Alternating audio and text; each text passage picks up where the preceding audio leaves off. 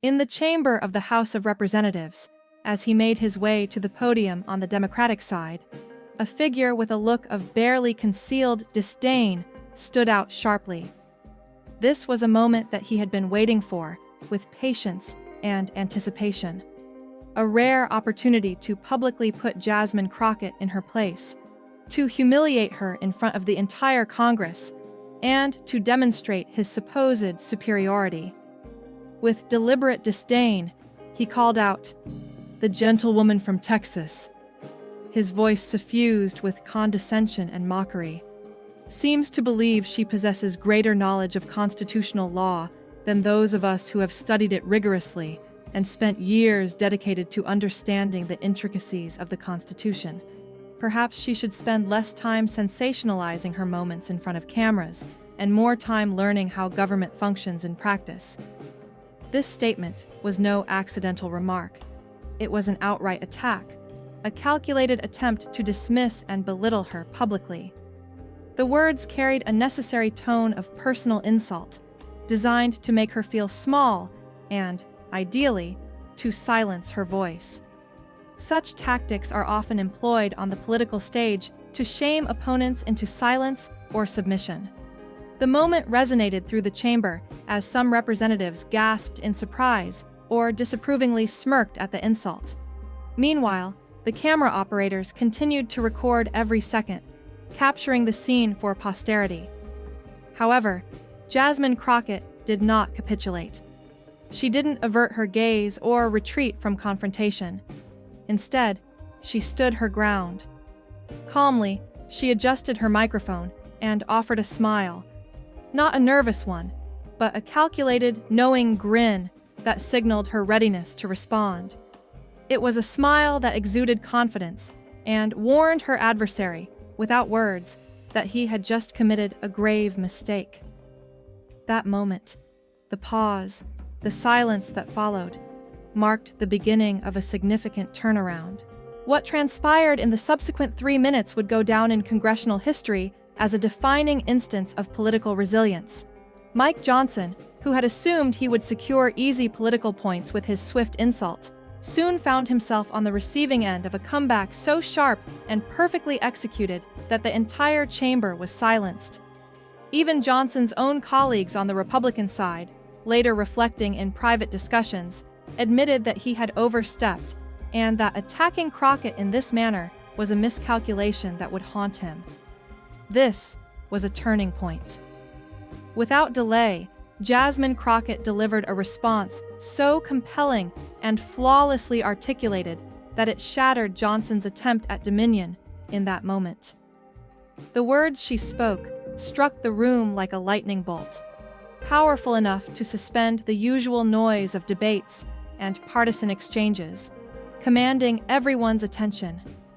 The impact was such that silent acknowledgement swept across the chamber. Johnson's attempt at a quick rebuke faded into the background as his face showed the first signs of regret and bewilderment, a moment that suggested he realized he was no longer in control. The gravity of what happened next cannot be overstated. It became a defining example of a political comeback brilliance. Records later revealed that the Republican colleagues, who had previously supported Johnson or remained neutral, privately expressed that he had made a critical mistake by challenging her in such a disrespectful manner. The incident marked a clear point of failure for him, illustrating how an ill-advised attack can backfire spectacularly when met with quick wit and resolve. Now, as this captivating exchange unfolds, the audience is invited to reflect on the extraordinary power of words in politics, the ability to turn a hostile moment into a display of strength.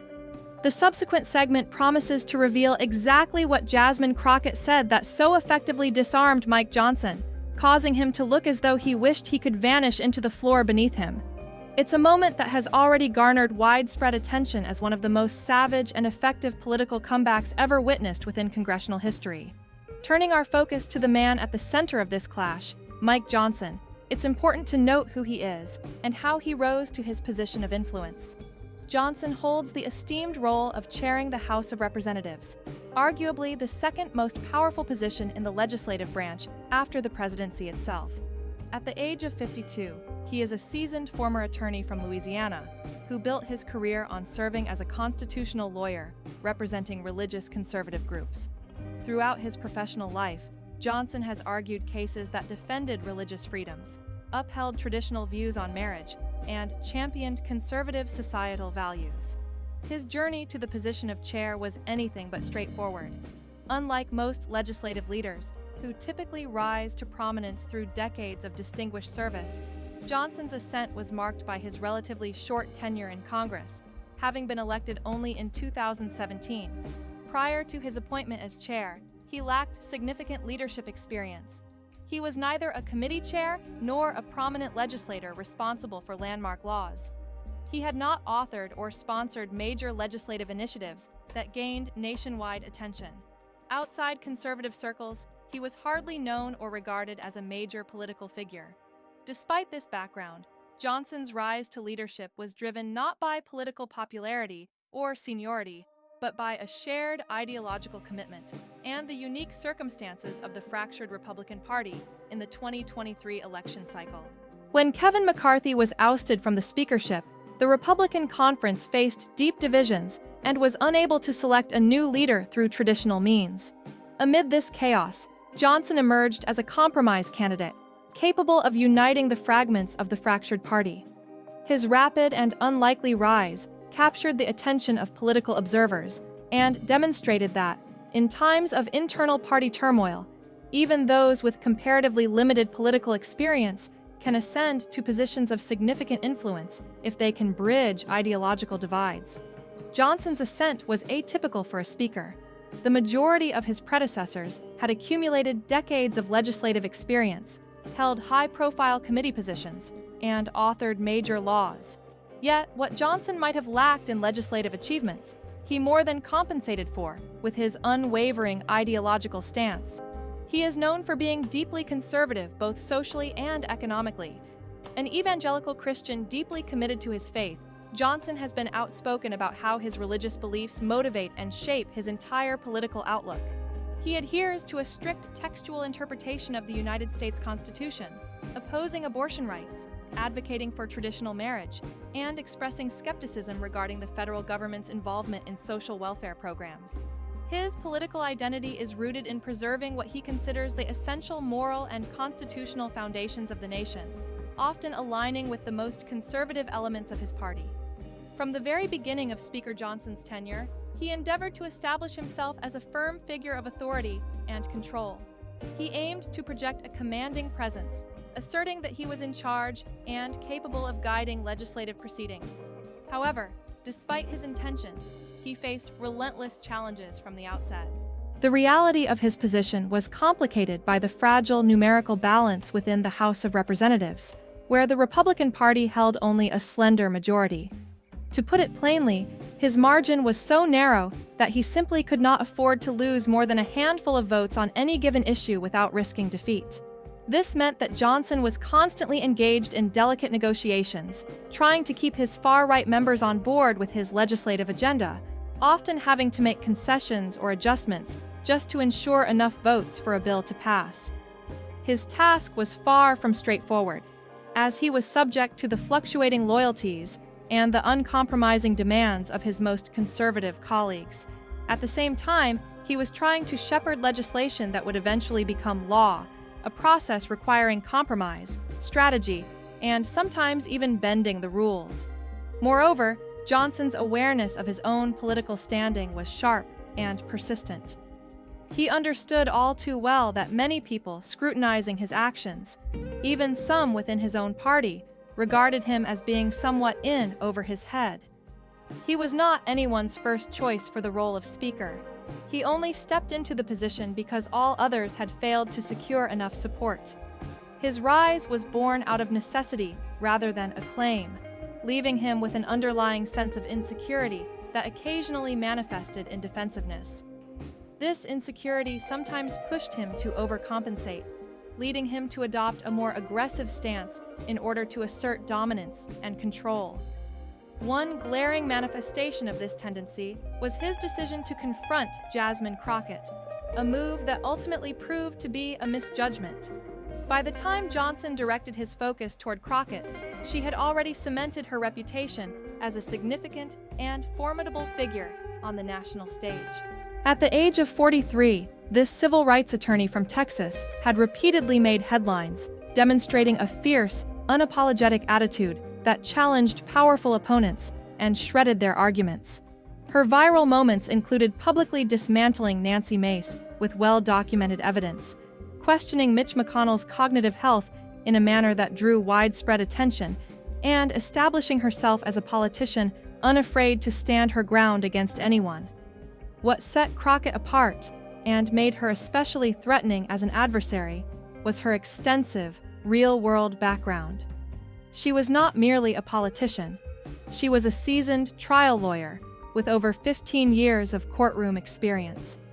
She understood how to craft and present a compelling case, skillfully cross-examine witnesses who were hostile or evasive, and deliver closing arguments that could sway even the most skeptical juries or audiences. In addition to her legal prowess, Crockett was a highly knowledgeable constitutional law specialist. Before transitioning into the realm of politics, she spent years defending civil rights, challenging government overreach, and litigating fundamental issues surrounding the First Amendment, due process, and equal protection under the law. Her mastery of constitutional principles went well beyond superficial familiarity. She possessed a deep, substantive understanding of the law, honed through actual courtroom battles and legal arguments, not just the politically convenient talking points that many politicians rely on. Crockett's constituency was the 30th District of Texas, which encompasses parts of Dallas.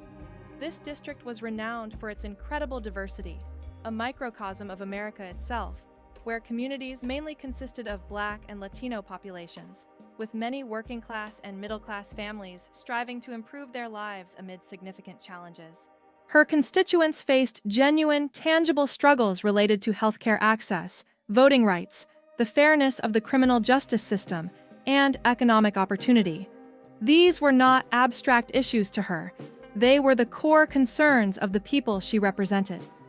Her mission in Congress was never to engage in petty politicking or adhere tightly to traditional norms of decorum. Instead, she entered the legislative arena to serve her constituents faithfully and to hold powerful individuals and institutions accountable for their actions. Her track record confirmed her abilities multiple times, proving that she was highly effective at advocating for justice and fairness. Crockett had repeatedly demonstrated her skill at challenging the status quo, her fearless stance making her a figure whom her opponents found difficult to ignore. The scene in which her fortitude was most on display unfolded during a House debate on funding the federal government. On that crucial day, lawmakers were deliberating over a continuing resolution, a temporary measure necessary to keep government operations running, an issue that arose because Congress needed to reach an agreement before existing funding expired, thus avoiding a damaging shutdown. The stakes could not have been higher, as the nation watched to see if Congress could come together sufficiently to prevent chaos and economic disruption. The House, controlled by Republicans, had introduced a proposal that included severe cuts to social programs, restrictive measures on abortion access, and provisions that Democrats considered to be poison pills designed to sabotage the legislation and derail negotiations altogether. In this intense atmosphere, Crockett took to the floor to voice her opposition to the bill. She argued passionately that the legislation would have harmful consequences for working families, especially those in her district and similar communities across the country. She meticulously cited specific provisions within the proposal, explaining in detail how each would likely restrict healthcare access, diminish social safety nets, and disproportionately undermine communities of color. Her speech was filled with conviction, backed by facts and figures, and delivered with a level of detail that underscored her genuine concern for her constituents' well-being.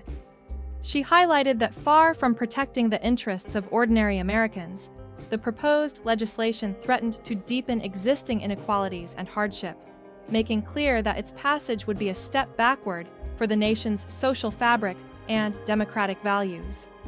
The atmosphere in the chamber was tense, charged with the palpable energy of an intense political showdown. The members of Congress, representing both sides of the aisle, had gathered in a crowded plenary hall where every word spoken carried significant weight. The cameras from C-SPAN were broadcasting the session live across the nation, capturing every gesture, every expression, every moment of this high-stakes confrontation. Political reporters on the sidelines were meticulously watching, ready to clip and disseminate any dramatic or pivotal remarks that could shape public discourse and influence future debates. In this environment, the issues at stake extended far beyond the immediate proposal being discussed. They symbolized a broader struggle for power, influence, respect, and control within the intricate machinery of Congress. At the center of this storm was Mike Johnson, who, despite his official role as the presiding officer or speaker, was expected to serve as an impartial arbiter of proceedings in the House. His responsibility was to maintain order and fairness, ensuring that debates adhered to procedural rules. Yet, Johnson also served as the leader of the Republican conference, which meant that beneath the official neutrality, there was a tendency, especially under the pressures from the more conservative faction of his party, to adopt a more aggressive stance against opponents, particularly Democrats. Some members of his caucus believed he was too lenient, too eager to compromise with the opposition, and they wanted to see him demonstrate more strength and resolve. They expected their leader to stand firm, to push back assertively against Democratic challenges, and to assert Republican priorities more forcefully. On this particular day, Jasmine Crockett, a young and assertive Democratic representative from Texas, delivered a speech that reflected her passionate stance against a Republican-led legislative proposal. Recognizing an opportunity, Johnson, who held the gavel, chose to intervene, not by invoking a procedural ruling, which would have been a neutral move, but through a personal attack aimed at undermining Crockett's credibility. This tactic was not merely about the content of her speech. It was about sending a message to all present that challenging Republican proposals could be met with hostility and personal discrediting. Crockett's presence and speech symbolized more than just her individual stance. She embodied hope, progress, and the voice of communities historically marginalized and ignored by the political system. As a young Black woman from Texas, an attorney committed to civil rights, her very presence in Congress was a testament to perseverance and determination. She had fought her way into the nation's highest legislative chamber in order to represent vulnerable populations, and she understood the significance of her role. For her, dismissive tactics or personal snipes from the chair weren't just offensive. They were an attack on the very ideals of representation and respect. If she allowed Johnson's disparagement to go unchallenged, it would set a dangerous precedent, signaling that those from marginalized backgrounds could be silenced or discredited at will. Such a message would embolden others to question her authority, to dismiss her arguments, and, importantly, to dismiss the concerns of her constituents, many of whom relied on the programs she defended. This confrontation marked what could be considered the first round of a larger clash of narratives and values. During this initial phase, Crockett approached her obligation with clarity and conviction. Recognized to speak on the ongoing resolution, a legislative measure intended to fund government operation temporarily, she stepped to the Democratic side of the chamber, where she took a firm stance. Her voice, calm yet resolute, rang clearly across the room as she began her critique of the Republican bill. "Mr. Speaker," she started, making it known that she was addressing the presiding officer and the entire chamber. "I rise today to oppose this continuing resolution because it fundamentally betrays the interests and well-being of American families." Her tone was steady, designed to underscore the seriousness of her objections. She proceeded to outline her concerns, holding up a thick, multi-page document, the bill itself, as she spoke. With deliberate emphasis, she highlighted specific sections that revealed the harmful impact of the legislation. On page 47 of the proposed bill, Crockett pointed out, there were cuts to WIC, the Women, Infants, and Children Program, an essential federal initiative providing nutritional assistance to low-income pregnant women and young children. These are vulnerable populations, she explained, and slashing support would have devastating effects on their health and development. Moving further, she cited page 63, which contained provisions reducing Medicaid funding. Such reductions, she explained, would force participating states to trim healthcare services, leaving many Medicaid beneficiaries without vital coverage. She also highlighted page 89, where restrictions on the Title X family planning program threatened to close clinics in underserved areas, clinics that many communities relied upon for reproductive health services. As she laid out these specifics, the Republican members in the chamber visibly shifted uncomfortably. They did not appreciate their proposals being dissected in such detail or having their intentions clearly exposed to the public. It was one thing to vote in favor of fiscal responsibility in principle. It was quite another to have the precise consequences of those votes laid bare and challenged publicly. Crockett's delivery was forceful, but her focus remained on facts and the impact on ordinary Americans. Her aim was to make clear that the bill, under the guise of promoting responsible budgeting, would lead to real, tangible harm for millions of families who depended on these programs. In this moment, her voice cut through political posturing, firm, precise, and unwavering. She used the facts to underscore her opposition, emphasizing her role not only as a legislator, but as a steward of crucial social programs that sustained the lives of countless individuals. The Republican side, realizing the depth of her knowledge and the clarity of her argument, naturally became more uncomfortable. They faced the awkward reality that their legislative intentions might be scrutinized and condemned from the floor.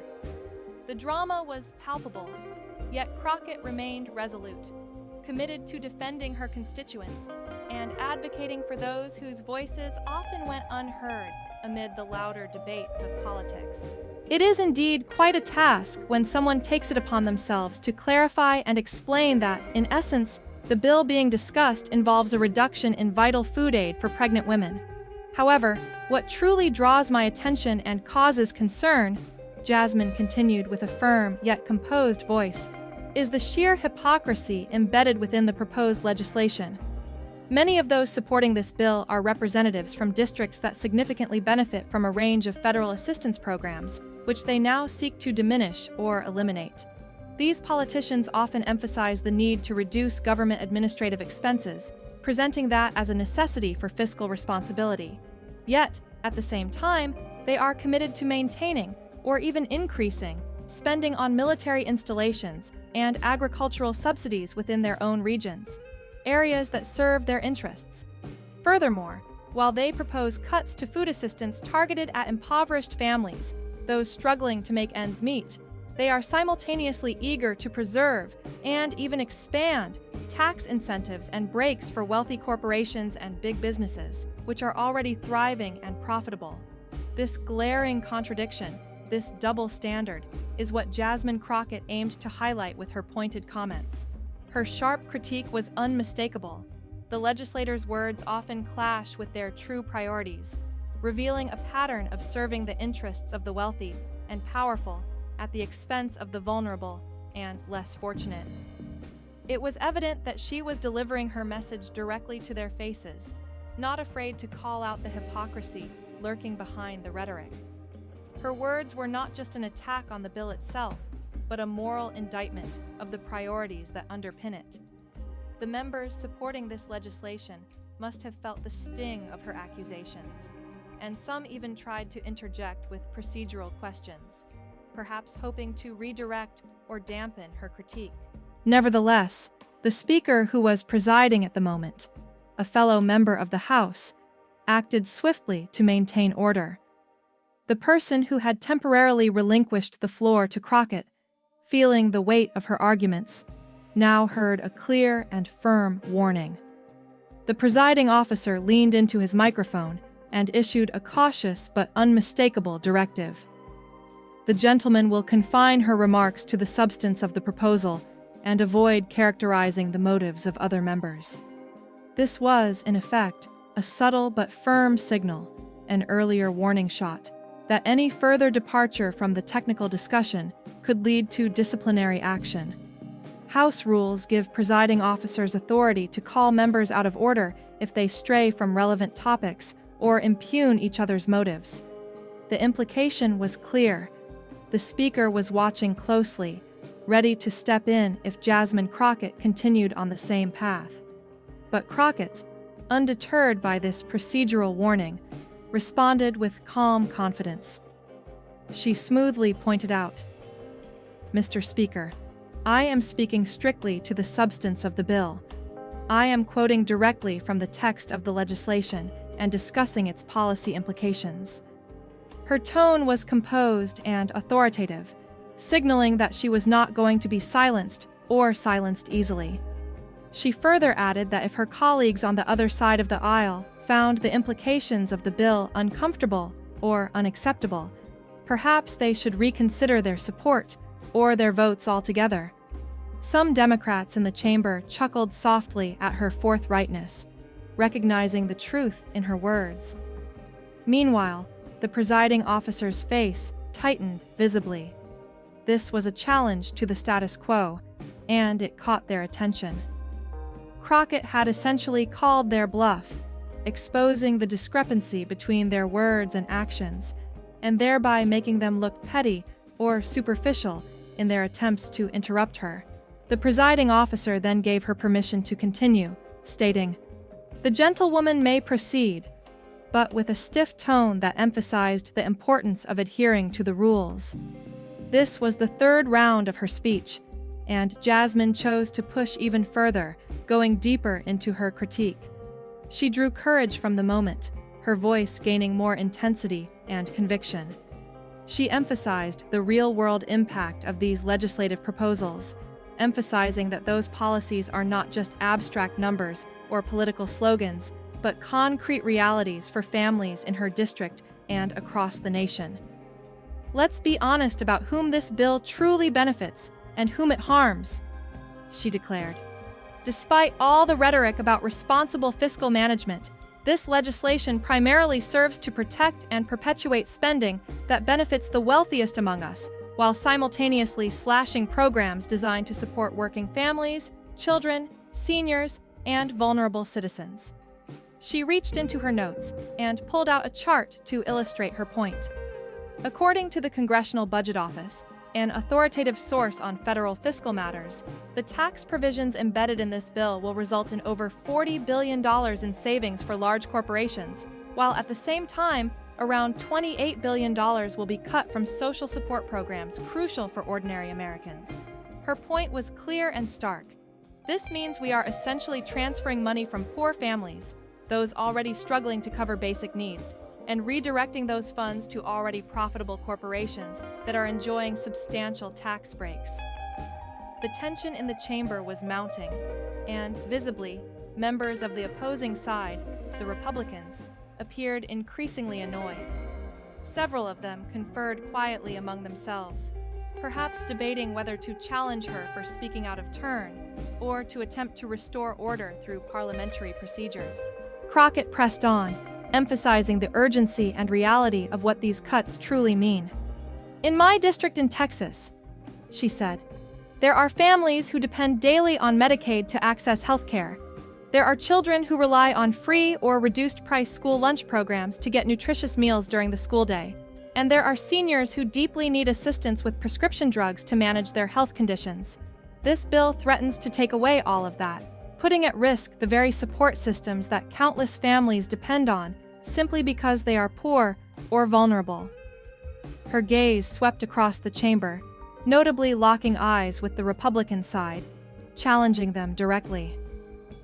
"So I ask my colleagues across the aisle," she concluded, "when you go back to your districts and face those families, will you be able to tell them that you supported a bill that cuts their health care benefits and social services in order to give substantial tax breaks to big corporations?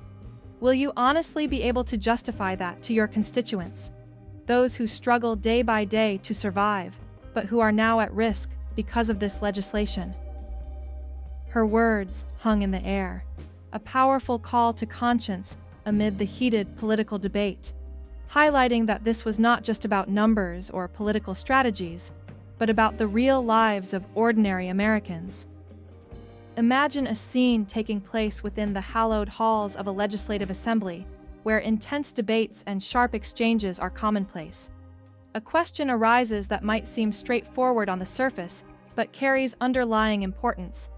Will someone explain to expectant women why the process of hair removal, specifically the act of cutting a wick, has become a topic of discussion? Similarly, there's curiosity about whether officials will clarify to senior citizens why the prices of their prescription medications are continually climbing higher and higher.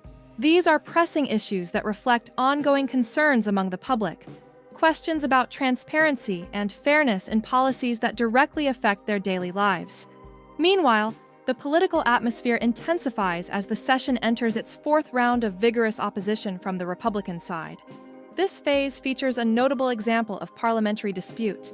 A Republican representative, sitting among his colleagues, suddenly raises his voice to challenge the proceedings, calling out to the presiding officer with a formal, "Point of order, Mr. Speaker." Recognizing the gravity of such a gesture, the Speaker, Johnson, immediately turns his attention to the Speaker. He responds swiftly, acknowledging the Republican member and addressing his concern. The member from the Republican camp then proceeds to accuse a fellow representative from the opposing side, referred to here as the Gantle woman, of misrepresenting a legislative proposal and of impugning the motives of various members engaged in debate. They demand that her remarks be stricken from the official record, considering them inappropriate or damaging to the decorum of the chamber. Such a move isn't taken lightly. It constitutes a serious challenge within parliamentary procedure. Should the chair, in this case Johnson, agree with this objection, then Crockett's entire speech, her arguments, explanations, and statements, could be formally erased from the official minutes. Furthermore, this ruling could result in her being barred from making any further statements on the topic at hand. Johnson, faced with this pivotal moment, pauses thoughtfully. He stands at a crossroads. He can choose to support his party's desire to silence her, thereby aligning with the Republican demand, or he can uphold the principles of fair debate.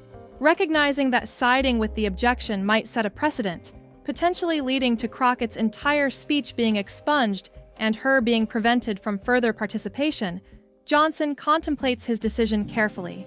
He is aware that a quick acquiescence might be perceived as bias, especially by the Democratic members sympathetic to Crockett's stance. After a moment of deliberate consideration, Johnson announces that he will review the remarks in question.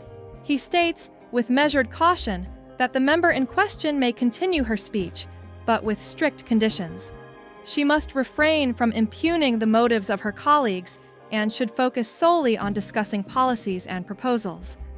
This decision represents a middle ground, a compromise designed to uphold the decorum of the chamber while respecting free speech within the bounds of parliamentary rules. As the proceedings progress into the fifth round of debate, the situation escalates further. Crockett, refusing to be silenced or intimidated, pushes beyond the limits. She confidently states that she is discussing policy specifics, clarifying what the legislative proposal actually entails and who stands to be impacted. She emphasizes that raising such concerns is part of a legitimate debate process. If certain members feel uncomfortable with her words, she contends, then that discomfort does not violate any rules. It simply reflects differing perspectives and the nature of democratic discourse. Drawing from her background, Crockett continues to establish her credibility. She admits that she has spent less than 2 years representing her constituents in Congress, but also reveals her extensive previous experience, over 15 years as a civil rights attorney. During that time, she read countless pages of legislation, argued cases before federal courts, and defended the constitutional rights of individuals and groups. This professional background lends weight to her assertions. When she critiques a legislative proposal, claiming that it prioritizes corporate interests over those of working families, her words are rooted in detailed analysis and factual evaluation. rather than mere partisanship.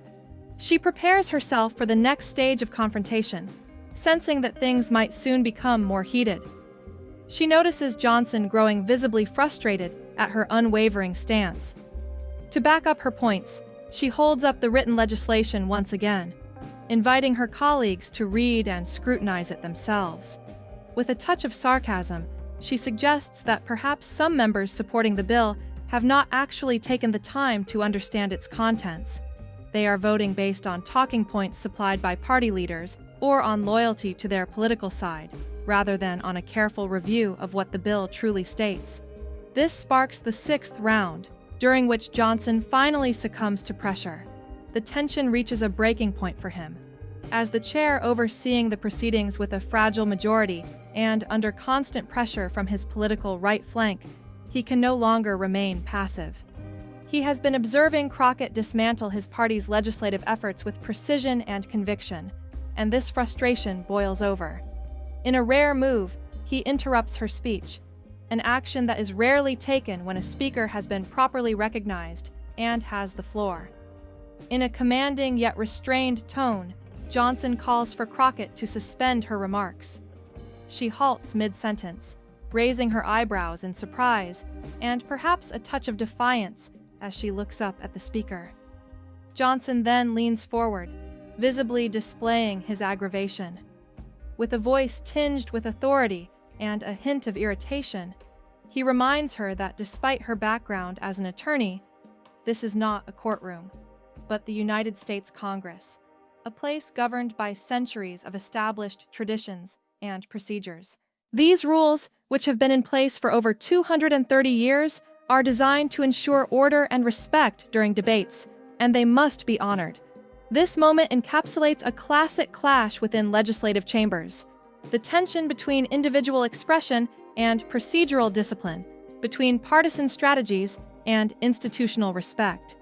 It highlights the delicate balance that legislative leaders must maintain within a complex, often fractious environment, one where every word and action carries significant weight, shaping the history of governance and the lives of countless citizens. It was an unmistakably patronizing remark, one that everyone present in the chamber recognized immediately for what it truly was. The speaker was essentially implying that she should be humble, that she ought to recognize her place within the rigid hierarchy of the legislative chamber. In essence, he was suggesting, quite openly, that she should temper her confidence and accept her subordinate role in this formal setting. However, what followed was perhaps the gravest mistake of his political career, a miscalculation sparked by overconfidence and an underestimation of his opponent. The woman from Texas, a gentle yet steadfast figure, seemed to believe she held a deeper understanding of the intricacies of constitutional law than many of her colleagues who had devoted years to studying it diligently. Johnson, meanwhile, continued, his tone becoming sharper, more aggressive, as he responded. Perhaps she should devote less of her time to creating fleeting viral moments on social media, he seemed to suggest, and more of her energy to grasping how actual governance and administrative processes function in reality. This was no place for superficial online fame. This was the legislative chamber of the United States, the house where the powers of the people are truly exercised, a space that demands a certain level of knowledge, decorum, and respect. It was evident from his words that he doubted whether the woman in question truly understood these fundamental principles. A profound silence fell over the chamber immediately afterward. The members of the Democratic side appeared visibly stunned, their expressions betraying their shock at the audacity of such an outburst. Even some Republicans, usually more accustomed to partisan sparring, looked uncomfortable, unsure whether to applaud or disapprove. Johnson had crossed a significant line. What started as a matter of procedural guidance had devolved into a personal attack. He had questioned her credentials, dismissing her legal expertise as insignificant, implying that her social media activity was more important to her than her substantive understanding of law. He had accused her of being more interested in gaining fame than contributing meaningfully to legislative debates, and, notably, he suggested she lacked the depth of knowledge required to comprehend how administrative agencies and governmental processes truly operate. This pointed critique was not only insulting, but also condescending, as it challenged her professionalism and intellectual capacity in a very public setting. The room seemed to hold its breath, sensing the gravity of his words, a moment that might, in hindsight, be considered a critical error in judgment. For, in doing so, he had just verbally attacked a seasoned civil rights attorney and a scholar of constitutional law, someone who, in fact, had more extensive expertise in those areas than he did himself. Jasmine Crockett stood silently, momentarily letting his words hang in the air like a heavy cloud, almost as if she was considering her response carefully. And then, in an unexpected move, she did something that caught everyone off guard. She smiled. It was a calm, composed expression that conveyed confidence and resilience. Addressing the speaker directly, she said with measured clarity, "Mr. Speaker, I would like to respond to your characterization of my credentials.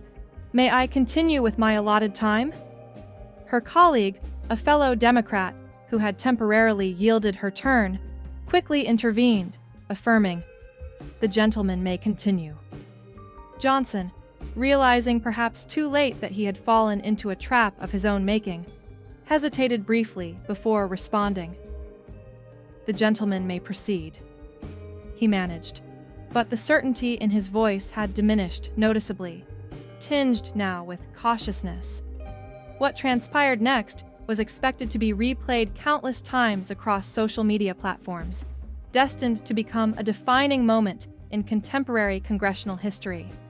Jasmine Crockett was poised to deliver what many would call the most devastating rebuke ever directed at a sitting chairman in recent memory. She sat upright, took a deep breath, steadying herself as the entire chamber held its collective gaze upon her. The tension was palpable, thick enough to cut with a knife.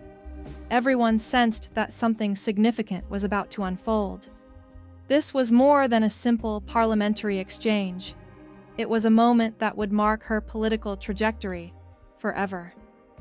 She adjusted her microphone slightly, focusing her attention squarely on Mike Johnson. Her voice, though calm and steady, carried an underlying steel that was impossible to miss. "Thank you, Mr. Speaker," she began, and her words were carefully chosen, infused with both respect and an unmistakable resolve. "You just questioned my understanding of constitutional law and implied that I should spend less time on social media and more time learning about how the administrative system actually operates." Her gaze remained fixed on him as she continued. "Allow me to respond to those points." She then reached into her notes, revealing that she had come prepared for this exact moment. "You graduated from Louisiana State University's Paul M. Hurt Law Center in 1998. That's a reputable institution." She paused briefly before adding, "Following that, you worked for the Alliance Defending Freedom, an organization known for its conservative religious stance and legal advocacy." Her words, delivered with calm precision, underscored her knowledge and level of preparation, while indirectly pointing out the significance of the different backgrounds and experiences they each represented. This was only the beginning of her carefully crafted refutation. She was about to turn the entire exchange into a memorable lesson in professionalism and resilience, demonstrating that dignity, knowledge, and composure remained the most effective tools in confronting hostility and ignorance in the highest legislative chamber in the land. Once again, we find ourselves witnessing a genuine act of legal proficiency and mastery of constitutional principles. Jasmine's manner of addressing the assembly was deliberate and composed, capturing everyone's attention from the very moment she stepped forward. She began by highlighting her substantial educational background, stating that she was an alumna of the University of Houston Law Center, an institution renowned for its rigorous legal curriculum. Following her formal education, she dedicated an impressive 15 years of her professional life practicing as a civil rights lawyer, a field requiring not only deep legal knowledge, but also unwavering dedication to justice and equality under the law. During her tenure as a civil rights attorney, Jasmine had built a career grounded in defending the fundamental rights guaranteed by the Constitution. She notably argued cases related to the First Amendment, which safeguards freedoms of speech, religion, and assembly; the 14th Amendment, which guarantees equal protection under the law; the Fourth Amendment, protecting individuals from unlawful searches and seizures; and the Fifth Amendment, ensuring due process and protection against self-incrimination. She started enumerating specific cases she had been involved in, illustrating her extensive experience and deep familiarity with constitutional issues. Jasmine explained that her advocacy was not confined solely to the courtroom, as she had represented clients in federal courts, state courts, and appellate courts across different levels of the judiciary. She emphasized her track record of success, noting that she had won verdicts and secured legal precedents that had a lasting impact on Texas law. Her defense had included challenging unconstitutional searches conducted by police, combating discriminatory employment practices, and fighting to uphold voting rights for marginalized communities. The room was completely silent, every eye fixed on her. The gravity of her words and the clarity of her arguments left little room for doubt about her qualifications and experience.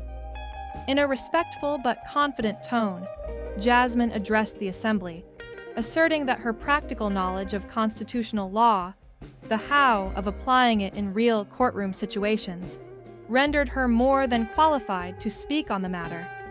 She even suggested that her experience exceeded that of her opponent, the individual who had raised constitutional challenges. Her point was clear. Her hands-on courtroom experience in defending constitutional rights gave her a unique competency that mere theoretical knowledge or political argumentation could never surpass. But Jasmine was not finished. Her eloquence and assertiveness only intensified. She pointed out that her opponent had invoked the centuries-long tradition and procedural rules of the legislative chamber, referencing the 230 years of history that underpin the legitimacy and procedures of their institution. While acknowledging this long-standing tradition, she pivoted to discuss constitutional law itself, specifically what the Constitution enshrines and what it requires from members of Congress. She lifted a pocket-sized copy of the Constitution, a familiar accessory carried by many representatives as a symbol of their constitutional oath. Jasmine explained that Article 1, Section 5 of the Constitution grants each House of Congress the authority to establish its own rules of proceedings. However, crucially, she pointed out that no matter how autonomous or self-regulating these rules might be, they still must conform to the overarching principles established by the Constitution itself, which includes protections like those found in the First Amendment. Turning her gaze directly toward Representative Johnson, Jasmine underscored that the First Amendment was designed to safeguard freedom of speech, including the speech of elected representatives on matters of public policy. She made it clear that serving as a member of Congress does not simply afford the right to speak. It also entails an active duty to communicate openly about legislative proposals, their implications, and their impact on the citizenry. While House rules do empower the presiding officer to ensure order and enforce procedural standards, they do not grant the authority to silence members merely because their arguments are disagreeable or inconvenient politically. Her assertion resonated across the chamber as several Democratic colleagues nodded affirmatively, recognizing the validity of her point. Even some Republicans, previously skeptical, appeared to be influenced by her calm, well-reasoned constitutional discourse. Jasmine demonstrated that she was capable of engaging in sophisticated legal reasoning on the spot, illustrating her command of constitutional law and her ability to articulate the principles underpinning free speech with clarity and authority. traits that are essential for anyone who seeks to uphold the constitutional values they are sworn to defend. When her opponent attempted to interrupt her, insinuating that Jasmine lacked understanding of how administration and governance functions, she responded with unwavering steadiness. Jasmine stated unequivocally that what the opposition had perceived as enforcement of a House rule was, in reality, an attempt to intimidate her into silence. She clarified that such tactics were not legitimate legislative oversight, but rather acts of silencing a colleague, a move incompatible with the constitutional guarantees that protect the right to speak freely. Jasmine underscored that the act of silencing a member based on disagreements or ideological differences was fundamentally at odds with the constitutional principles of free speech and fair representation. Her rebuttal transitioned into an even more personal challenge. Jasmine addressed a specific accusation lobbed against her, that she was more interested in gaining social media attention than focusing on substantive legislative debates. She invited her critics to confront this claim directly. Yes, she acknowledged, her speeches sometimes go viral, an outcome she considered a testament to her clear, honest, and accessible communication. She explained that the reason for this widespread sharing was straightforward. She spoke transparently about how legislation directly impacts everyday people, avoiding the jargon and procedural complexity that often obscure policymaking from the public eye. Jasmine emphasized that her goal was always to clarify, not confound. She pointed to a recent legislative proposal, one that proposed cutting $28 billion from social programs, and explained that this was not merely a vague talking point, but explicitly stated within the bill's text. When she mentions this on the House floor, and the statement gets shared across social media platforms, she sees it as an affirmation of transparency. Far from performance or theatrics, her openness to publicly discussing the realities of legislation represents her commitment to accountability and honesty in governance.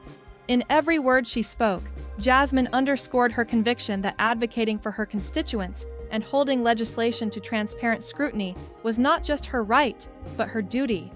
Her ability to communicate complex issues in a straightforward manner, along with her unwavering adherence to constitutional principles, underscored her profound dedication to the ideals of democratic representation and justice. Imagine a scenario where more members of a legislative body took the time and effort to explain their votes in straightforward, accessible English, rather than resorting to convoluted legal jargon or evasive phrasing.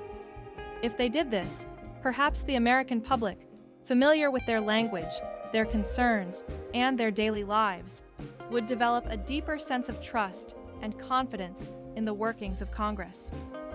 Amidst this atmosphere, a brief moment of acknowledgement occurred when a few Democrats expressed their approval through applause. However, those sounds of support were quickly stifled and silenced by the commanding sound of a gavel striking the desk, as Speaker Johnson sought to maintain order in the chamber.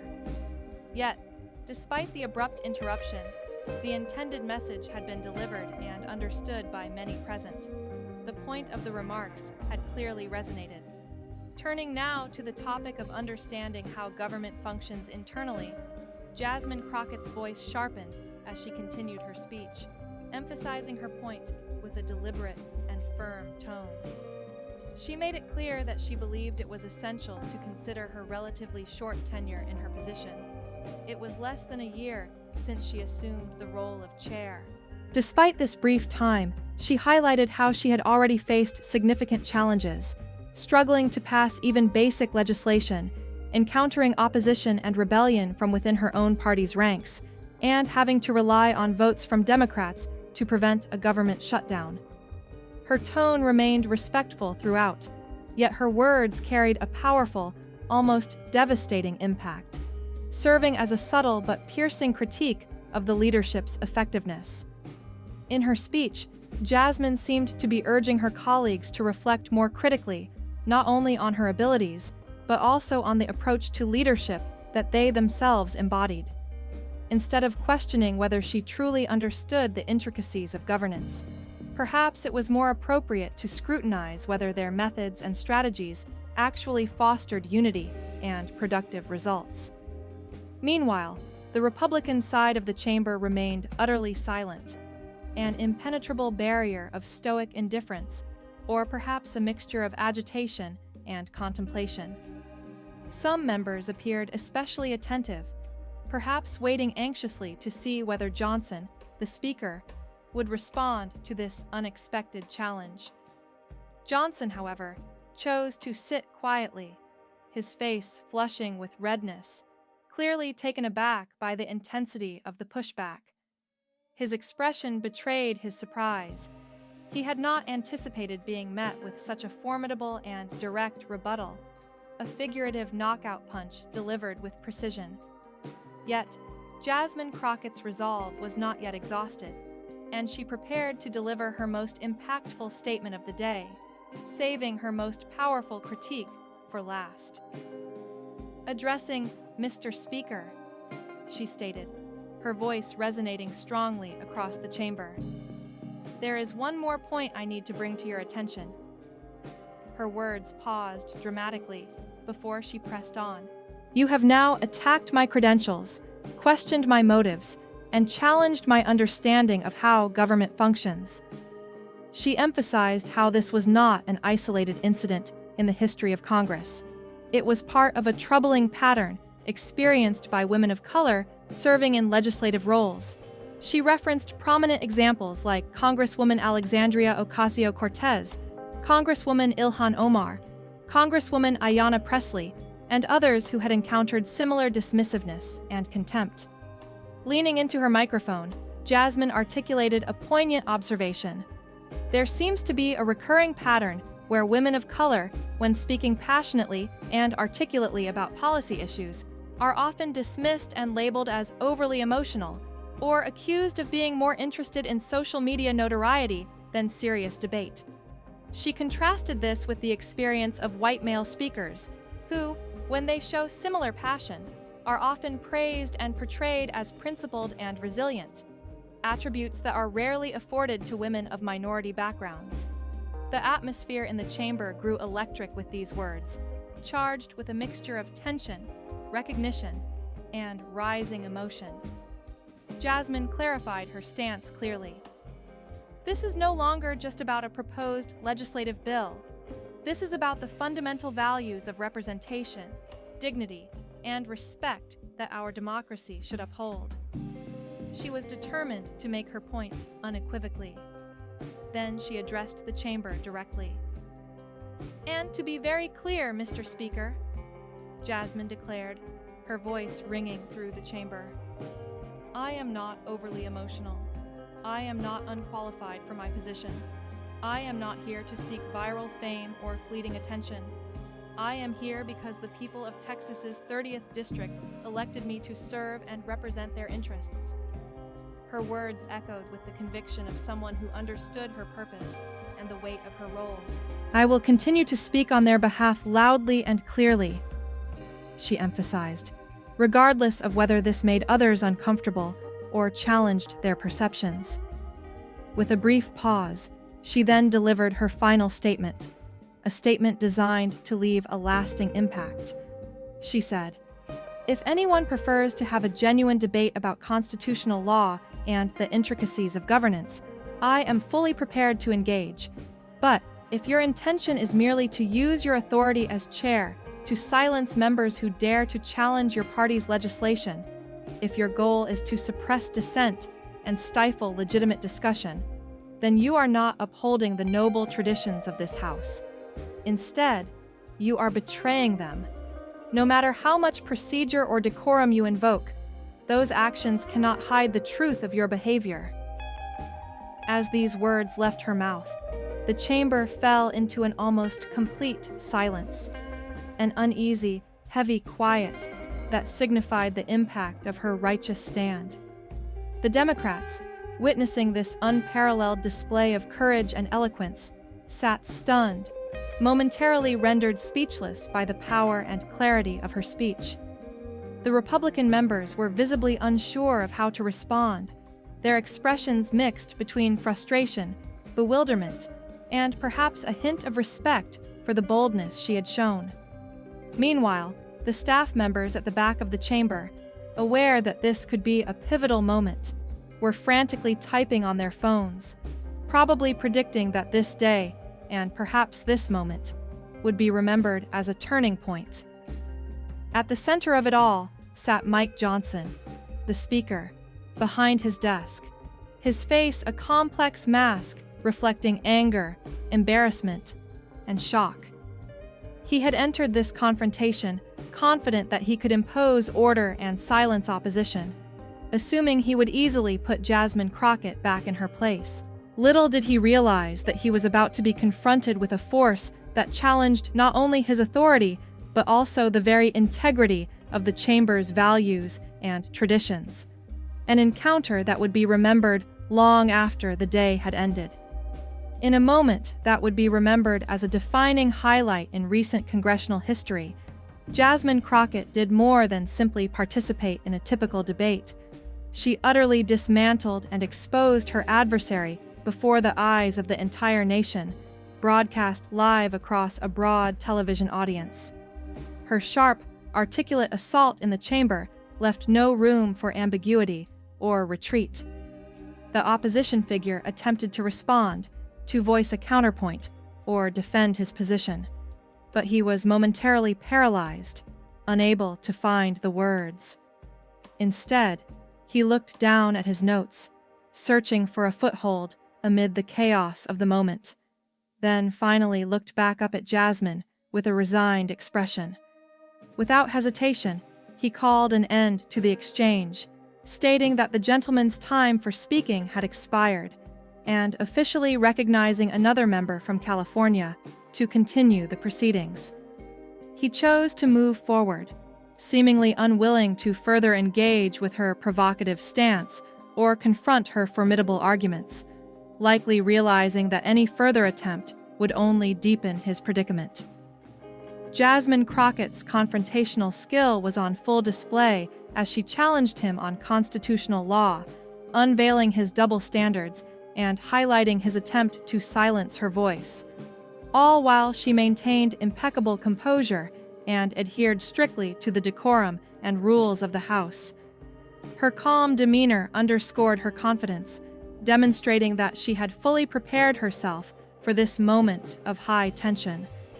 With her statements complete, she gracefully took her seat, her face composed and serene, as if the storm of controversy she had just ignited was merely a routine part of her work. Her words had already made their mark. Everyone present in the chamber was acutely aware that they had witnessed something truly historic, a rare occasion where a member of Congress not only spoke out, but also fundamentally challenged and exposed a political adversary in defense of constitutional principles. This exchange instantly sparked a whirlwind of activity on social media, and the ripple effects began spreading even before Jasmine Crockett sat down in her seat. Media professionals, congressional staffers, journalists, and countless viewers tuned into the broadcast on C-SPAN quickly took to their devices to share and analyze what had just transpired. Within a matter of minutes, barely enough time for a commercial break, multiple versions of the viral moment circulated across various platforms such as Twitter, TikTok, Instagram, and YouTube. Hashtags celebrating her courage and sharpness exploded in popularity, with countless posts emphasizing her brilliance. Some of the most common tags included Jasmine Crockett Donson Meltdown, Crockett Destroys Beaker, Queen Crockett, recalling her previous viral moments, and others like Crockett Schooling Johnson.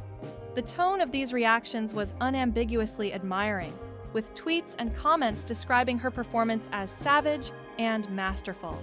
For example, one account from Progressive Voice remarked that Jasmine Crockett had delivered the House chair a comprehensive lesson in constitutional law right before the entire chamber.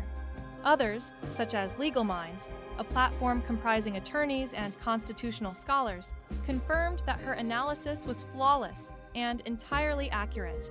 The lawyer behind Legal Minds specifically pointed out that Johnson's attempt to silence her was confronted with her citing Article 1, Section 5 of the Constitution, alongside principles rooted in the First Amendment, fundamental rights ensuring free speech and limited government authority. It was emphasized that Crockett, a trained trial attorney and elected representative, effectively taught constitutional law in real time, leaving many onlookers with a newfound respect for her mastery of the legal foundations underpinning American governance. The platform Political Junkie also highlighted that Johnson's misunderstanding of how administrative and legislative processes work became glaringly apparent during the exchange.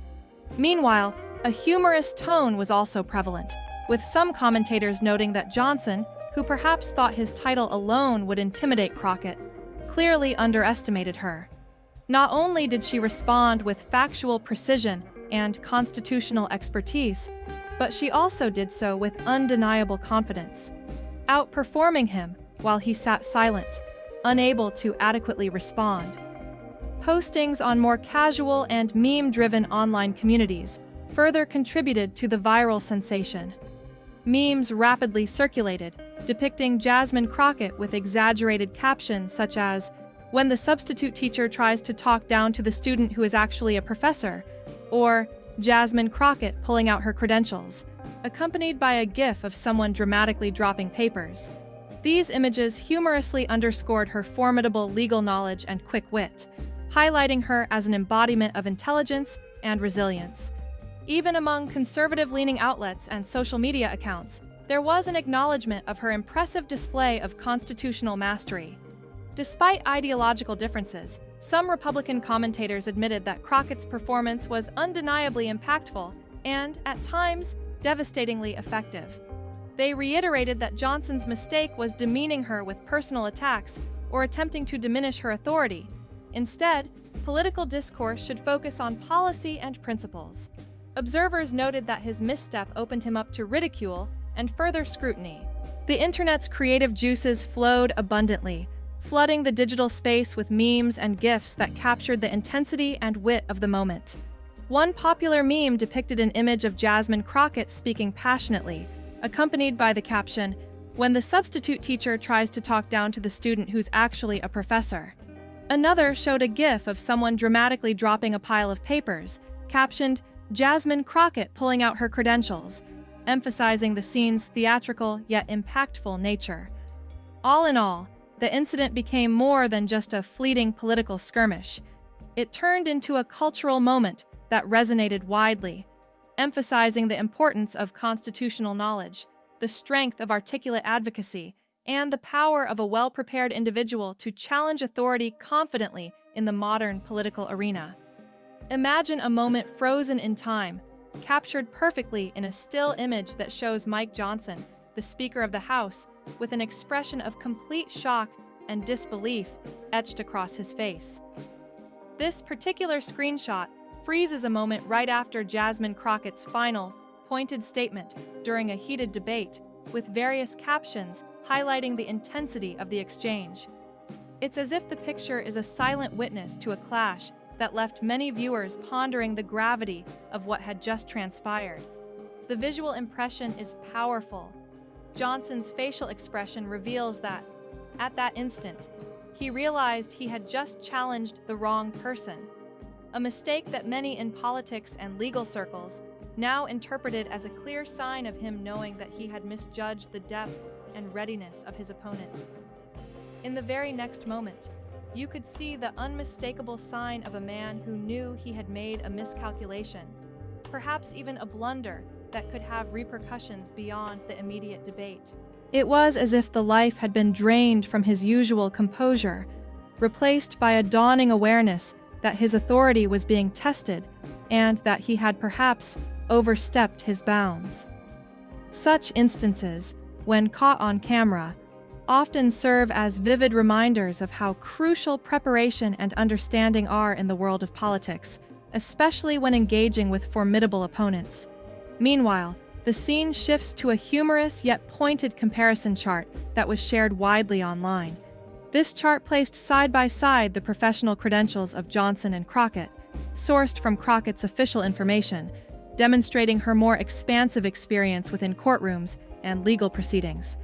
Its caption underscored the importance of doing thorough research before engaging in verbal confrontations or disputes, suggesting that knowledge and preparation are the best tools in any debate. The chart isn't just a simple visual, but a symbolic reminder. In battles of ideas and arguments, knowing your opponent's background can make a decisive difference between winning and losing. Further adding to the satire and cultural commentary, there appeared a mock movie poster for a fictional film titled Constitutional Law 101.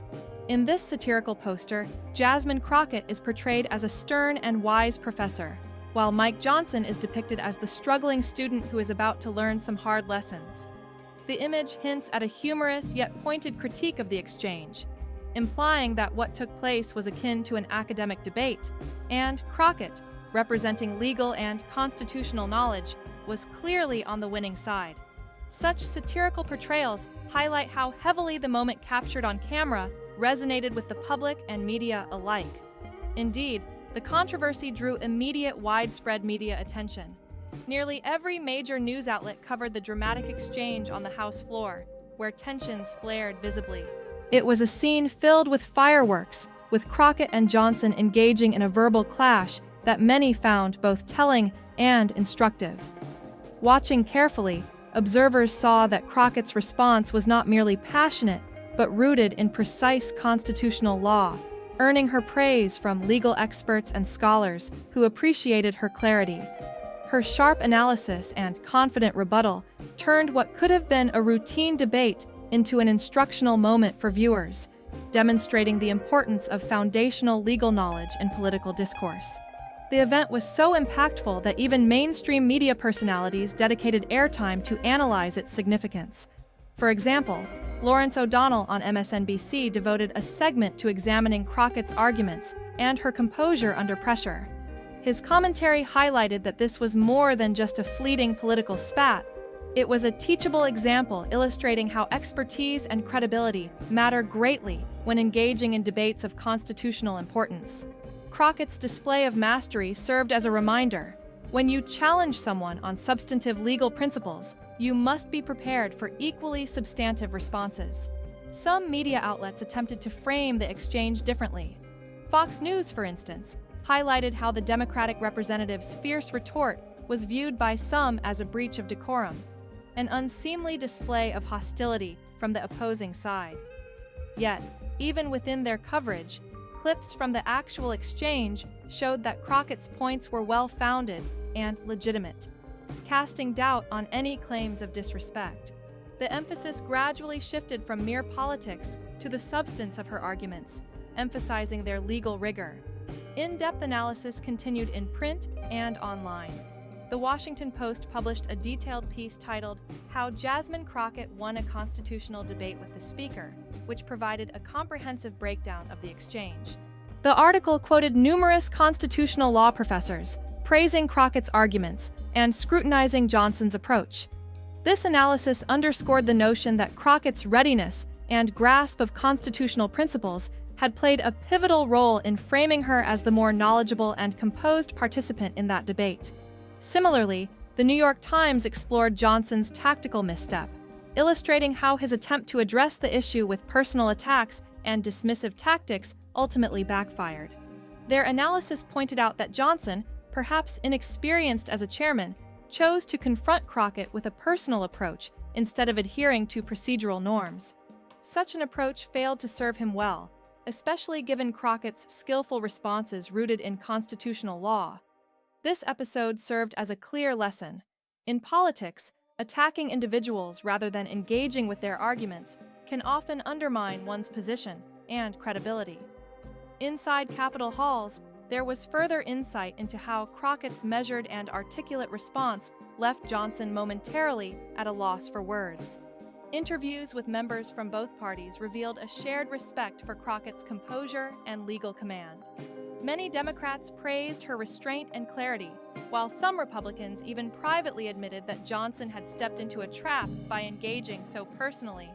These reactions made it clear that the moment was not merely about a clash of personalities, but about the significance of knowledge, presence of mind, and constitutional understanding in high-stakes debates. Legal scholars and constitutional law experts weighed in extensively on the incident. Professor Lauren Tribe from Harvard Law School tweeted that Crockett's constitutional analysis was spot on, emphasizing that Article 1, Section 5 of the Constitution does give Congress authority to set rules and procedures. However, she pointed out that those rules must always align with First Amendment protections. Johnson's attempt to silence Crockett, her tweeted comment implied, was questionable at best and potentially a violation of constitutional principles. Legal commentators, including Professor Erwin Chemerinsky, expressed admiration for Crockett's quick and precise articulation of constitutional principles under pressure, recognizing this as a hallmark of true legal expertise. In an interview with CNN, Chemerinsky remarked that Crockett's ability to clearly and accurately lay out constitutional points on the spot demonstrated her deep understanding of the law, setting her apart from those who rely solely on talking points. The national legal community responded positively, with the National Bar Association issuing a statement praising Crockett's eloquent defense of fundamental constitutional principles and criticizing any attempts to silence her through procedural overreach.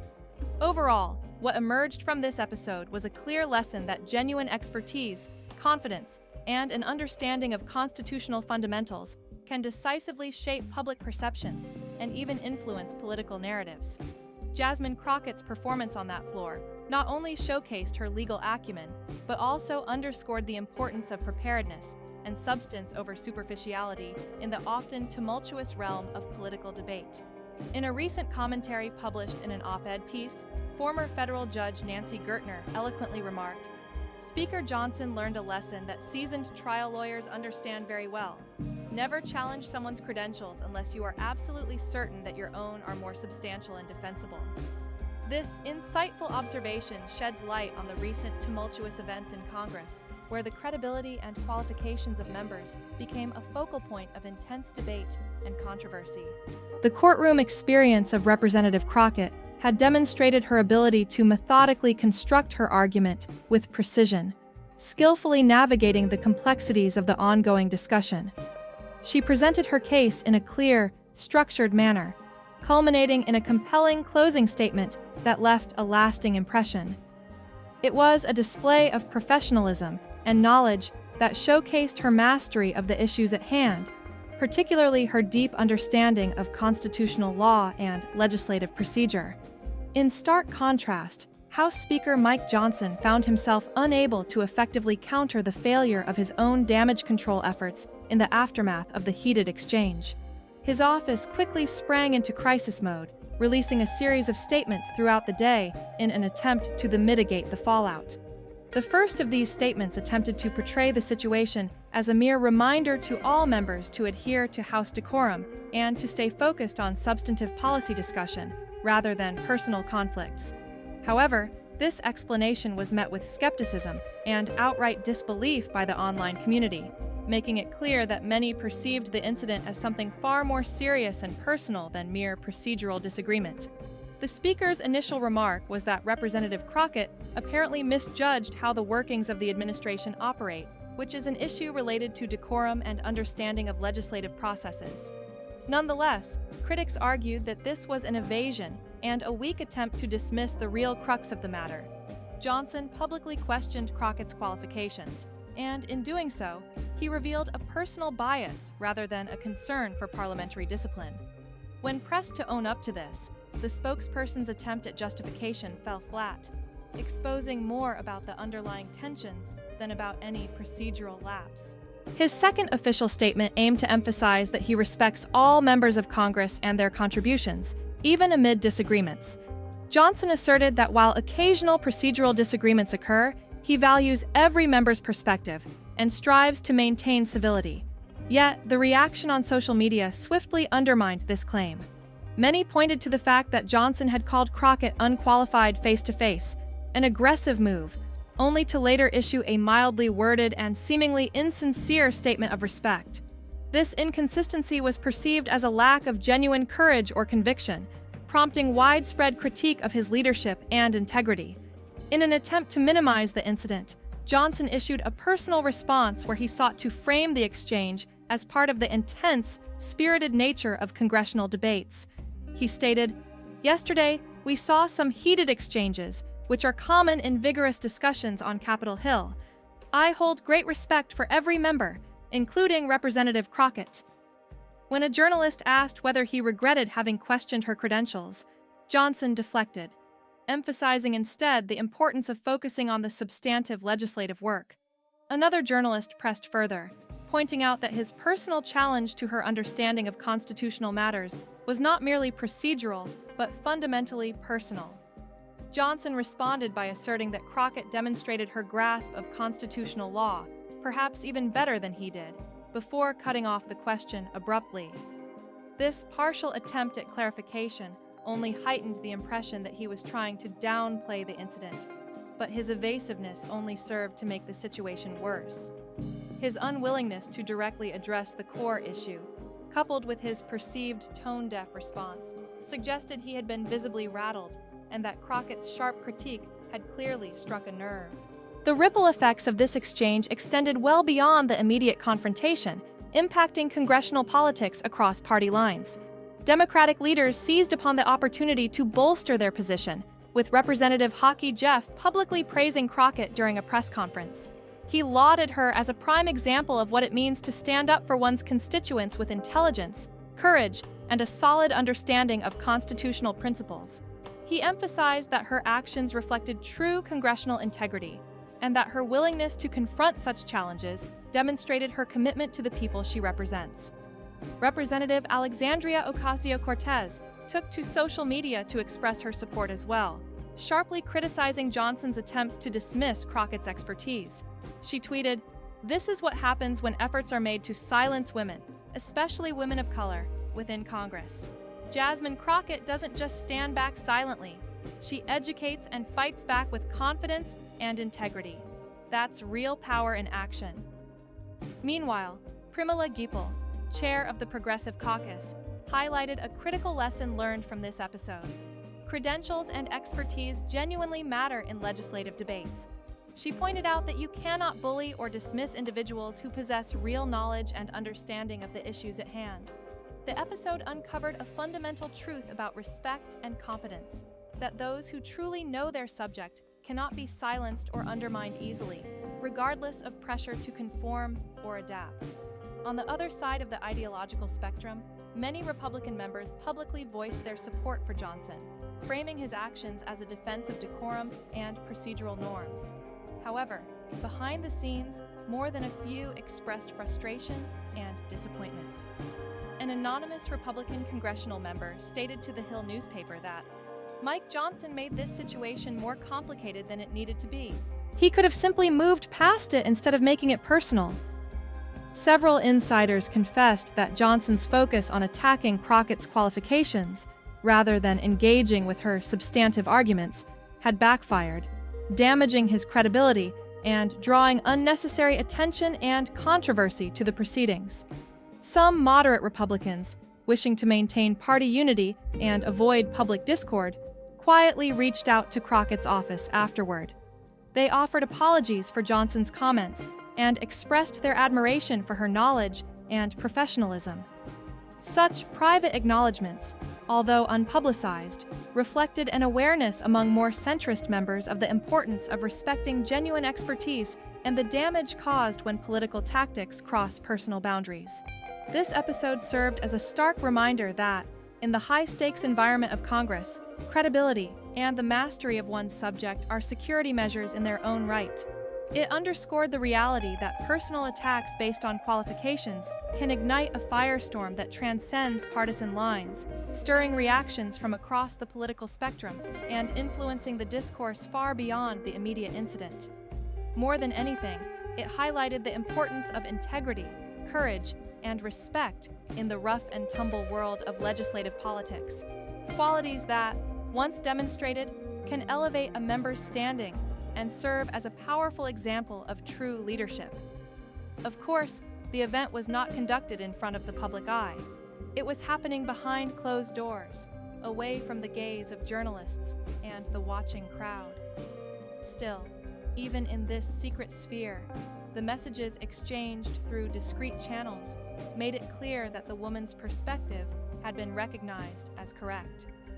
These back-channel communications served as quiet affirmations among insiders, signaling a shift in the underlying power dynamics that had been previously in place. As a result of this tacit acknowledgement, The overall atmosphere within the congressional environment underwent a notable transformation. Following this pivotal incident, Johnson's demeanor and approach to presiding over sessions became visibly different. No longer did he seem as dismissive or as quick to interrupt members as he once was. His typical readiness to interject and assert authority through editorial comments from the speaker's chair diminished significantly. Instead, he adopted a more measured, cautious style, carefully choosing his words and actions. Crockett, the young member involved in the confrontation, had effectively changed the way he performed his role, altering his posture, speech, and the manner in which he exercised authority. This behavioral shift was no small matter because it had direct repercussions for Johnson's leadership position. The incident's impact on Johnson's authority as the speaker was profound. The legitimacy of his role relies heavily on the respect he commands and the perception of his competence among colleagues and the public alike. When a figure in such a position is publicly challenged and corrected, particularly by a less experienced member, it undermines their perceived strength. Being publicly schools, or corrected by a comparatively junior colleague, cast doubt on Johnson's ability to lead effectively. It was as if his authority had been momentarily diminished, revealing vulnerabilities even in the most seasoned leaders. This apparent loss of confidence and authority did not go unnoticed by other members of the party. Within just a few weeks, some of the more far-right factions within the Republican ranks began floating ideas, discussions in hushed tones, and tentative proposals about replacing Johnson as Speaker. While these talks did not escalate into concrete action or gain widespread traction, their mere existence signaled that Johnson's position was no longer as secure as it had been. The very fact that such notions were being publicly considered pointed to a serious weakening of his standing within the party hierarchy. It exposed cracks in his leadership that opposition voices aimed to exploit. Meanwhile, Johnson's strategic approach to parliamentary procedure and floor debates became more cautious. He started to avoid direct confrontations with Democratic members during the intense moments of floor discussions, recognizing the risk of further public embarrassments or challenges. Instead of engaging in fiery editorial comments or unsolicited judgments, he increasingly relied on procedural tools and rulings to manage proceedings. This shift was a strategic attempt to maintain control without provoking additional conflicts, though it also made him appear more reserved and less authoritative. His actions became more scripted, with less room for spontaneous personality or personality-driven leadership, which inadvertently made him seem even weaker in the eyes of observers and colleagues. The media, always eager to scrutinize the speaker's every move, intensified their watchfulness after this incident. Journalists and commentators observed every session to see whether Johnson would find himself in another confrontation or display further signs of faltering leadership. As a consequence, Johnson began to adopt a more guarded manner, carefully controlling his facial expressions and speech, and adhering strictly to prepared scripts. This more reserved demeanor, though a practical response to ongoing scrutiny, also contributed to a perception of diminished strength. The more he restrained his natural personality, the more he seemed to confirm doubts about his capacity to lead decisively. Relations between Johnson and Democratic leaders deteriorated further following this episode. The once tentative cooperation that had existed, however fragile, became even more fragile and strained. Democrats started to see Johnson less as a fair and reasonable interlocutor, and more as someone inclined to silence opposition when it suited his purpose. The perception shifted from a leader willing to listen to one who now appeared to be attempting to suppress dissent, especially when challenged. This erosion of trust made bipartisan negotiations and cooperation increasingly difficult, with negotiations now characterized by suspicion and rigidity rather than mutual respect. At the same time, Crockett's role and public profile experienced a remarkable surge. The incident catapulted her into the national spotlight. Her courageous stand during the confrontation resonated widely, and it was followed closely by a surge in campaign fundraising activity. Within just the week after the incident, her campaign amassed over $3 million from small-dollar donors across the country. Many contributors sent notes expressing admiration and support. Messages such as, "Thank you for standing up to bullies," and "You make me proud to identify as a Democrat."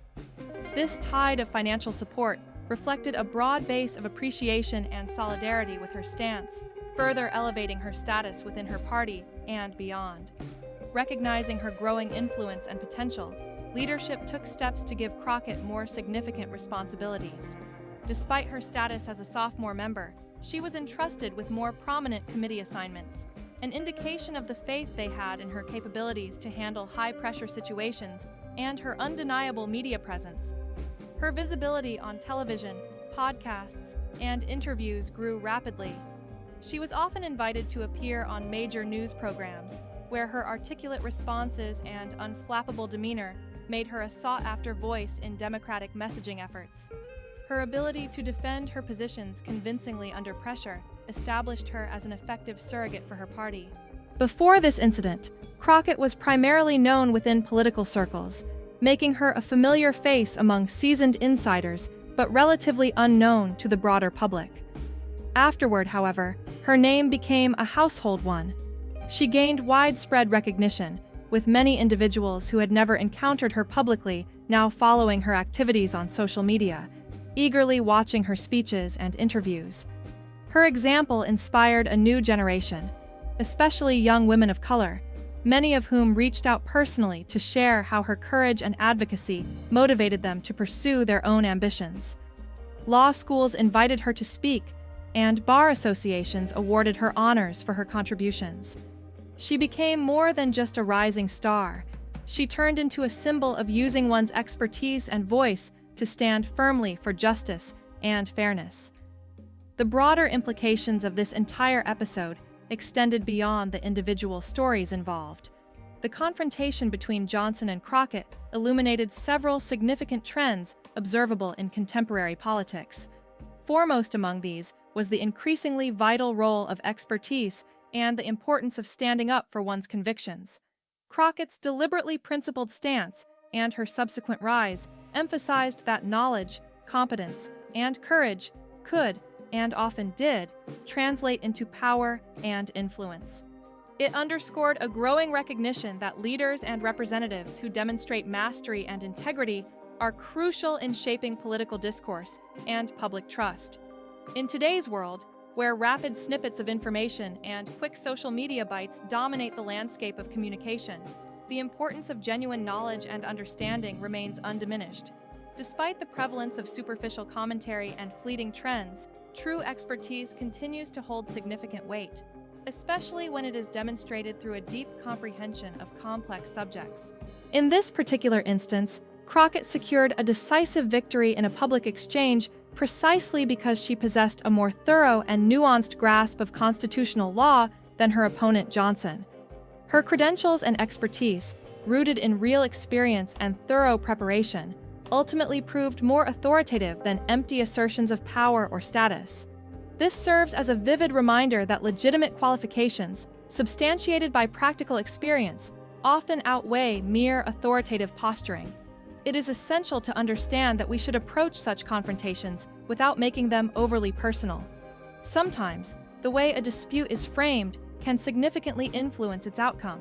Johnson's critical mistake was to shift the focus from substantive policy discussion to attacking Crockett's personal qualifications. Instead of addressing the core issues at hand, he sought to undermine her credibility by questioning her credentials. In doing so, Johnson played into her hands, as Crockett had every right, and indeed the obligation, to defend her qualifications and demonstrate her competence. As a result, she was able to clearly and convincingly compare her background and experience to his, and in that comparison, she emerged victorious. This was a moment that fundamentally challenged the traditional expectations of political decorum. The traditional rules of conduct in Congress have long presumed that junior members should defer to their seniors, especially in situations where authority and experience are at stake. Seniority was regarded as the primary source of influence, and those with less experience were expected to remain submissive. However, a new generation of members, exemplified by Crockett, refuses to accept this outdated model. They believe that respect and influence should be earned through competence, knowledge, and actual performance, rather than automatically granted based on years in office. This shift signifies a move toward a more meritocratic approach within legislative bodies, emphasizing the power of preparation and expertise as the true sources of influence. Crockett's success in that viral moment, like many of her previous portrayals in public contexts, was rooted in her meticulous readiness. She understood constitutional law intimately, having prepared thoroughly for any attacks on her credentials. When Johnson or others challenged her, she responded confidently, armed with facts, examples, and a clear argument that showcased her mastery of the subject. Her preparedness allowed her to capitalize on the situation, turning an initial confrontation into a demonstration of her knowledge and resilience. Her ability to stay composed and factual in the heat of the moment exemplifies the power of thorough preparation and expertise. In our modern era, social media has become an equalizing force that can drastically alter the dynamics of political confrontation. While traditional authority, such as the power of the speaker's chair or formal political influence, still holds weight, it no longer guarantees victory in a public dispute. Johnson, as the speaker, possesses significant institutional authority, but Crockett's own influence is amplified by the reach and immediacy of the internet. Her viral moment spread rapidly, resonating with a broad audience and compelling public opinion. It demonstrated that in contemporary politics, a well-timed, powerful statement on social media can sometimes overshadow the significance of formal titles or positions. A compelling speech, when delivered with confidence and backed by facts, can, in certain instances, matter more than traditional power and hierarchy. Several months after the incident, the effects of this confrontation continue to be felt. The incident has entered the collective consciousness of political commentators and strategists, becoming a frequent reference point in discussions about decorum, competence, and the new dynamics of influence within Congress.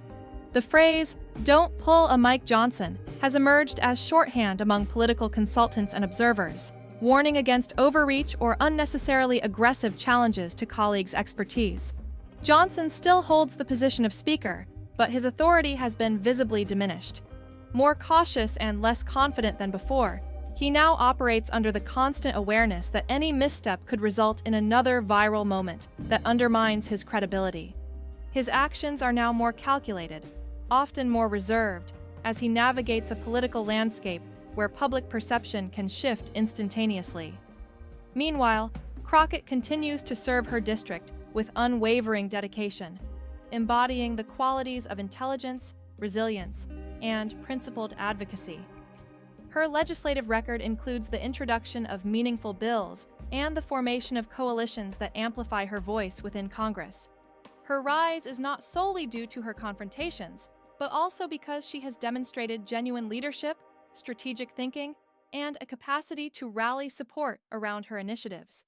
These accomplishments, combined with her fearless exchanges with figures like Johnson, have cemented her position as a significant and influential member of Congress. Her success underscores that resilience and authenticity can reinforce a politician's legitimacy, even amidst intense political theater. Despite the occasional necessity to work together, given the realities of legislative collaboration, there is an evident lack of warmth or genuine rapport between Crockett and Johnson. Johnson treats her with formal civility, adhering to the norms of respectful decorum, having learned through painful experience not to question her credentials publicly again or attempt to silence her voice. The earlier episode served as a stark lesson. If you challenge Jasmine Crockett, you should be prepared for her to counter twice as forcefully, armed with facts, evidence, and an unwavering resolve. She always comes prepared, with supporting documentation and evidence to back her statements, and she knows how to leverage her knowledge effectively. In conclusion, this remarkable confrontation has sparked widespread discussion about the evolving nature of influence and authority within the political arena. What are your thoughts on this intense showdown? Do you believe Mike Johnson overstepped by attacking Crockett's qualifications, or do you think her swift and vigorous response was overly harsh? Share your honest opinion below, as this debate invites diverse perspectives on the limits of political conduct and the importance of expertise. If this incident left you inspired or amazed, consider reflecting on what it reveals about the power of preparation, social media influence, and the changing face of leadership in modern politics. Let us consider your predictions for upcoming political matchups. Do you have any thoughts on which debates or confrontations might unfold in the near future? If you're interested in witnessing more memorable moments featuring Jasmine Crockett, the formidable congresswoman known for her sharp wit and unwavering resolve, you might want to explore our comprehensive playlist dedicated entirely to her most notable appearances and speeches. Among her many defining moments, her face-off with Nancy Mace, affectionately dubbed the Receipt Queen for her meticulous scrutiny of documents, stands out, as does her direct and unflinching exchange with Mitch McConnell, the long-serving Senate leader, whose often stoic, almost frozen expression has become something of a symbol in political discourse. Throughout her career on the floor, Jasmine Crockett has delivered some of the most pointed and impactful speeches in Congress, making her reputation as a formidable, fearless debater. Her rise to becoming one of the chamber's most respected voices stems from her extraordinary ability to challenge powerful figures, refusing to be intimidated or silenced. Such moments serve as an important lesson, not only within the political arena, but also in everyday life. The key takeaway from Crockett's example is the importance of confidence in your own expertise. Never allow anyone to sow doubt about your qualifications or to undermine your knowledge, especially when you are well-versed and confident in your field. Jasmine Crockett has clearly demonstrated that the most effective response to anyone questioning your competence isn't anger, defensiveness, or a display of frustration, but rather a calm, composed assertion of your expertise. She exemplifies how maintaining composure under scrutiny can be a powerful weapon, enabling you to communicate more convincingly and to reinforce your authority without resorting to emotional outbursts. In our day-to-day lives, whether in professional settings, negotiations, or debates, adopting this calm demeanor can significantly enhance your influence and credibility. Here are 5 important lessons inspired by Crockett's approach, lessons that you can start applying in your own life today. First, know your subject thoroughly. Crockett's victory in her argument was largely because she possessed a deeper understanding of constitutional law than her opponent. This is a universal principle. Regardless of the specific field or industry you work in, strive to become so knowledgeable and skilled that it becomes impossible for others to question your competence legitimately. Second, do not let titles or high-ranking positions intimidate you. For instance, during her debate, Crockett refused to be cowed by the fact that the chairman of the House, one of the most influential and powerful roles in government, questioned her expertise. She trusted her knowledge and stood her ground, unaffected by the authority that might have otherwise made others hesitant. The third lesson is to compare credentials thoughtfully and confidently when challenged. When Representative Johnson, who held a prominent position as chair, questioned Crockett's qualifications, she responded by clearly outlining her own background and expertise, establishing that her knowledge was, in fact, more substantial. Her approach demonstrates that when someone attacks your qualifications, your best response isn't just to defend yourself, but to clarify, with evidence, why your background makes you more qualified and credible. Fourth, maintain emotional control, even when you're being publicly dismissed or dismissed in a dismissive manner. Crockett remained composed throughout her exchange, understanding that emotional restraint not only strengthens your arguments, but also diminishes the effect of those attempting to undermine you by attacking emotionally. Finally, the fifth lesson involves calling out double standards and systemic biases. Crockett was quick to highlight how women of color in Congress are subjected to different, often harsher standards than their white male counterparts. Recognizing and vocalizing such patterns of discrimination transforms individual confrontations into broader discussions about systemic inequality. This kind of awareness is vital because it shifts the focus from personal conflicts to addressing the underlying issues of bias and injustice, making the conversation more meaningful and impactful. In essence, Jasmine Crockett exemplifies the importance of standing firm in your truth and expertise, especially in environments where authority and titles are often used to intimidate or silence.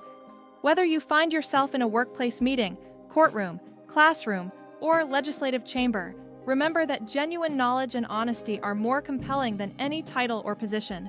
The world requires more individuals willing to challenge wrongful authority, to speak out against bias, and to advocate for fairness and justice. This mindset not only advances your personal growth, but also contributes to a more equitable society. As a final note, consider this. Staying informed about what truly happens inside Congress helps foster an active and engaged citizenry. It's crucial to see beyond partisan narratives and to understand the real issues, debates, and convictions shaping our democracy. By doing so, you empower yourself with knowledge and become a more effective participant in civic life. Before concluding, I invite you to share your thoughts in the comments section. If you could witness Jasmine Crockett debate any politician in a showdown over constitutional law, who would you choose? Drop your ideal matchup below and tell us which political confrontation you're most eager to see covered next. Remember, democracy functions best when people are well informed about the genuine happenings in Congress, not just the filtered stories crafted by partisan media. Stay engaged, stay aware, and we look forward to bringing you more insightful analyses of the political landscape in the future.